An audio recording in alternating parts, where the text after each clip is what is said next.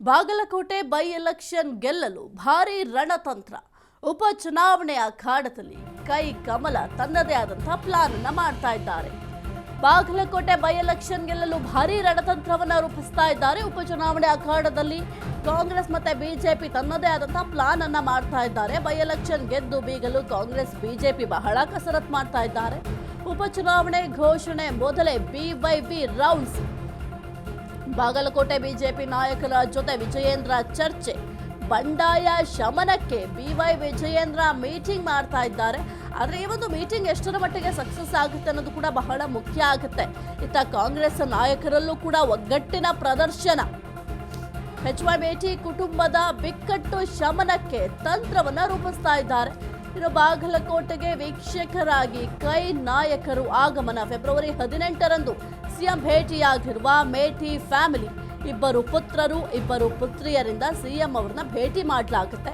ಕಾಂಗ್ರೆಸ್ ಅಭ್ಯರ್ಥಿ ಹೆಸರು ಫೈನಲ್ ಸಂಬಂಧ ಈ ಒಂದು ಮೀಟಿಂಗ್ ಅನ್ನ ಮಾಡಲಾಗುತ್ತೆ. ಈಗಲಾದ್ರೂ ಒಂದು ಅಭ್ಯರ್ಥಿಯನ್ನ ಫೈನಲ್ ಮಾಡ್ತಾರಂತ ನೋಡಬೇಕಾಗುತ್ತೆ. ಬಾಗಲಕೋಟೆ ಬೈ ಎಲೆಕ್ಷನ್ ಗೆಲ್ಲಲು ಭಾರಿ ರಣತಂತ್ರವನ್ನ ರೂಪಿಸ್ತಾ ಇದ್ದಾರೆ. ಉಪಚುನಾವಣೆ ಅಖಾಡದಲ್ಲಿ ಕೈ ಕಮಲ ಪ್ಲಾನ್ ಮಾಡ್ತಾ ಇದೆ. ಬೈ ಎಲೆಕ್ಷನ್ ಗೆದ್ದು ಬೀಗಲು ಕಾಂಗ್ರೆಸ್ ಬಿಜೆಪಿ ಬಹಳ ಕಸರತ್ತು ಮಾಡ್ತಾ ಇದ್ದಾರೆ. ಉಪಚುನಾವಣೆ ಘೋಷಣೆಯ ಮೊದಲೇ BYB ರೌಂಡ್ಸ್ ಮಾಡಿದ್ದಾರೆ. ಬಾಗಲಕೋಟೆ ಬಿಜೆಪಿ ನಾಯಕರ ಜೊತೆ ವಿಜಯೇಂದ್ರ ಅವರು ಚರ್ಚೆ ಮಾಡಿದ್ದಾರೆ. ಬಂಡಾಯ ಶಮನಕ್ಕೆ BY Vijayendra meeting. CM DCM ಬಂದರೂ ಕೂಡ ಬಾಗಲಕೋಟೆ ಗೆಲ್ಲುತ್ತೇವೆ. ಇತ್ತ ಕಾಂಗ್ರೆಸ್ ನಾಯಕರಲ್ಲೂ ಕೂಡ ಒಗ್ಗಟ್ಟಿನ ಪ್ರದರ್ಶನ. HY ಮೇಟಿ ಕುಟುಂಬದ ಬಿಕ್ಕಟ್ಟು ಶಮನಕ್ಕೆ ತಂತ್ರವನ್ನ ರೂಪಿಸಲಾಗ್ತಿದೆ. ಬಾಗಲಕೋಟೆಗೆ ವೀಕ್ಷಕರಾಗಿ ಕೈ ನಾಯಕರ ಆಗಮನ. ಫೆಬ್ರವರಿ 18ರಂದು ಸಿಎಂ ಅವರನ್ನ ಮೇಟಿ ಫ್ಯಾಮಿಲಿ ಅವರು ಭೇಟಿಯಾಗಲಿದ್ದಾರೆ. ಭೇಟಿಯಾದ ನಂತರ ಈಗ ಸದ್ಯಕ್ಕೆ ಕಾಂಗ್ರೆಸ್ನಲ್ಲಿ ಒಂದು ದೊಡ್ಡ ಸವಾಲ್ ಅಂತ ಅಂದ್ರೆ ಆ ಒಂದು ಬಾಗಲಕೋಟೆ ಕ್ಷೇತ್ರಕ್ಕೆ ಯಾರನ್ನ ಸ್ಪರ್ಧೆಗೆ ಇಳಿಸಬೇಕು ಅನ್ನೋದು. ಈಗಾಗಲೇ ನಮ್ಮ ಪಕ್ಷದ ಮುಖಂಡರ ಜೊತೆ ಚರ್ಚೆ ಮಾಡಿದ್ದೇನೆ. ದಾವಣಗೆರೆ ದಕ್ಷಿಣ ಇರ್ಬೋದು, ಬಾಗಲಕೋಟೆ ಎರಡು ಕ್ಷೇತ್ರಗಳನ್ನ ಗೆಲ್ಲೋ ನಿಟ್ಟಿನಲ್ಲಿ ಯಾವ ರೀತಿ ನಾವು ಕಾರ್ಯಪ್ರವೃತ್ತರಾಗಬೇಕಾಗ್ತದೆ ಅದ್ರ ಬಗ್ಗೆ ಚಾಲನೆ ಈಗಾಗಲೇ ಕೊಟ್ಟಿದ್ದೇವೆ.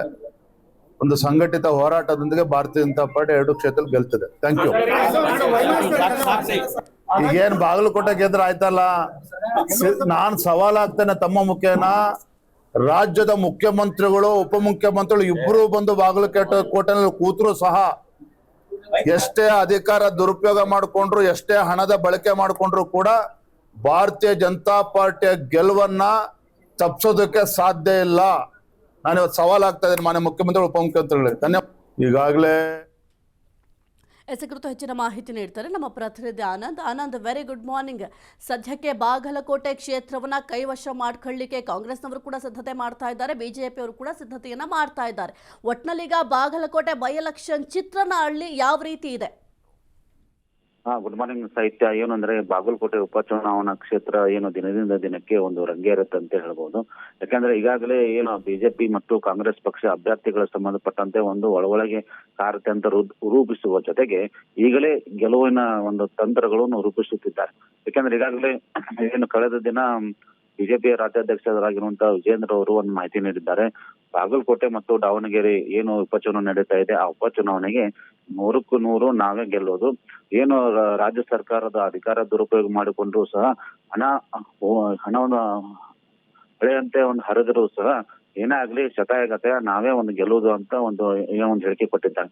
ಈ ಮಧ್ಯೆ ಏನು ಕಾಂಗ್ರೆಸ್ ಪಕ್ಷದವರು ಸಹ ಮೇಟಿ ಕುಟುಂಬದವರಿಗೆ ನೀಡುವುದು ಖಚಿತವಾಗಿದ್ದರೂ ಸಹ ಕೆಲವೊಂದು ಬಿಕ್ಕಟ್ಟು ಉಂಟಾಗಿತ್ತು. ಆ ಬಿಕ್ಕಟ್ಟು ಶಮನಗೊಳಿಸುವ ಹಿನ್ನೆಲೆಯಲ್ಲಿ ಈಗ ಫೆಬ್ರವರಿ 15ರಂದು ಮೊದಲನೇದಾಗಿ ಇಲ್ಲಿ ವೀಕ್ಷಕರಾಗಿ ಕೆಲವೊಂದು ರಾಜ್ಯ ಮಟ್ಟದ ಮುಖಂಡ ಬರುತ್ತಾರೆ.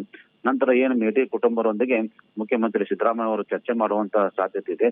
ಫೆಬ್ರವರಿ 18ರ ನಂತರ ಏನು ಮೇಟಿ ಕುಟುಂಬದಲ್ಲಿ ಇದ್ದುವಂತ ಅಭ್ಯರ್ಥಿಗಳು ಗೊಂದಲ ಇತ್ತು, ಆ ಗೊಂದಲ ಬಗೆಹರಿಸುವ ನಿಟ್ಟಿನಲ್ಲಿ ಸಿಎಂ ಮತ್ತು DCM ಜೊತೆಗೆ ಒಂದು ಚರ್ಚೆ ಮಾಡುವಂತ ಸಾಧ್ಯತೆ ಇದೆ. ಹೀಗಾಗಿ ಆಯಾ ಪಕ್ಷದ ಇಬ್ಬರ ನಡುವೆ ಸಹ ಶತಾಯಗತಾಯ ನಾವೇ ಗೆಲ್ಲಬೇಕು ಅನ್ನುವ ದೃಷ್ಟಿಯಿಂದ ಒಂದು ತಂತ್ರಗಳು ರೂಪಿಸುತ್ತಿದ್ದಾರೆ.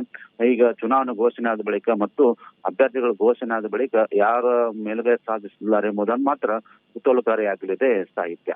ಓಕೆ, ಥ್ಯಾಂಕ್ ಯು ಆನಂದ್ ನಿಮ್ಮೆಲ್ಲ ಮಾಹಿತಿಗಾಗಿ.